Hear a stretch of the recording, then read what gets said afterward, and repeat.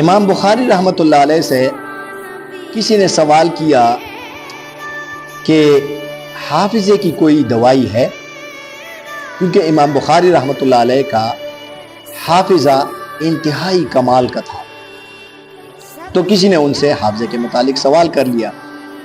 تو امام بخاری رحمۃ اللہ علیہ نے جواباً فرمایا کہ مجھے معلوم نہیں۔ پھر تھوڑے توقف کے بعد فرمایا کہ لا اعلم شیئا انفع للحفظ من نہمت الرجل ومداومت النظر، یعنی یادداشت کے لیے دو کاموں سے زیادہ کوئی چیز میرے علم کے مطابق مفید نہیں ہے۔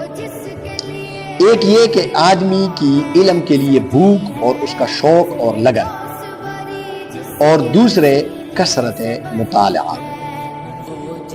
تو میرے دوستو، حافظے کے لیے امام بخاری رحمۃ اللہ علیہ نے یہ دو چیزیں بیان فرمائی ہیں۔ اگر کسی کو آج کل حافظے کی شکایت بہت ہے کہ مجھے سبق یاد نہیں ہوتا، تو حافظے کے لیے بہترین چیزیں دو ہیں۔ ایک علم کی تڑپ اور لگن اور بھوک۔